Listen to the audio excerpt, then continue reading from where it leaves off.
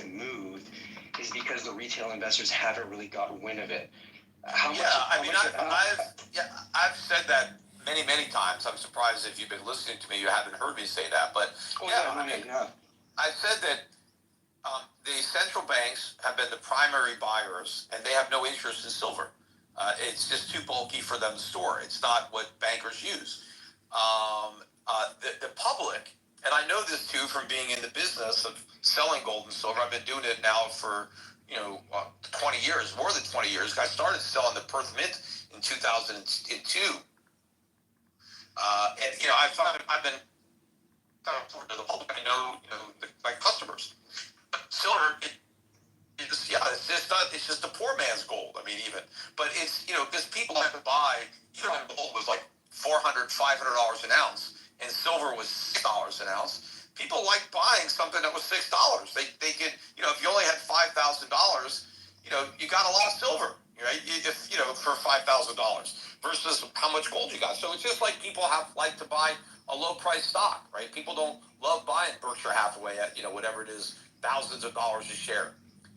People like cheaper stocks. That's why a lot of stocks split, because people like to buy the lower price, right? So silver, people buy it, and people buy silver even with the intent of maybe bartering it, using it, as a means to pay in bad times. So I think because the public has not really been buying gold or silver, the financial media hasn't really been covering it.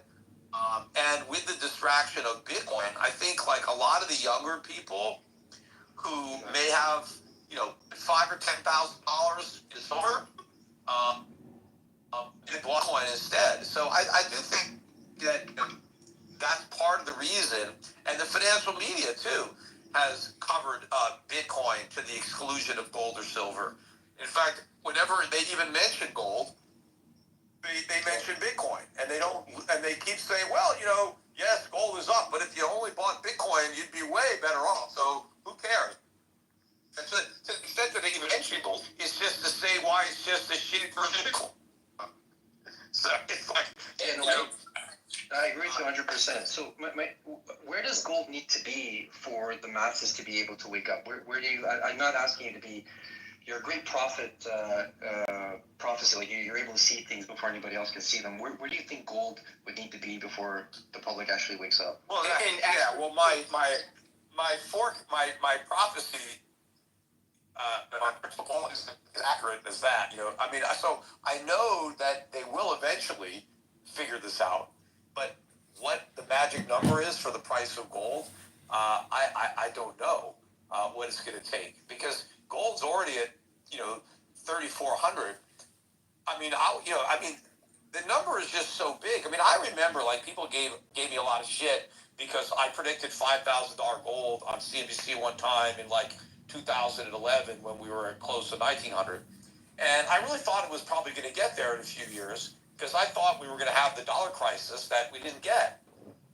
And so the fact that we're already at 3,400 and we haven't even had the dollar crisis. See, I didn't think gold could hit 3,400 with the dollar index at 98, right? I assumed that for gold to get to my $5,000 target, we would need a dollar crisis, because I was assuming we were going to get one, but we haven't even had it yet.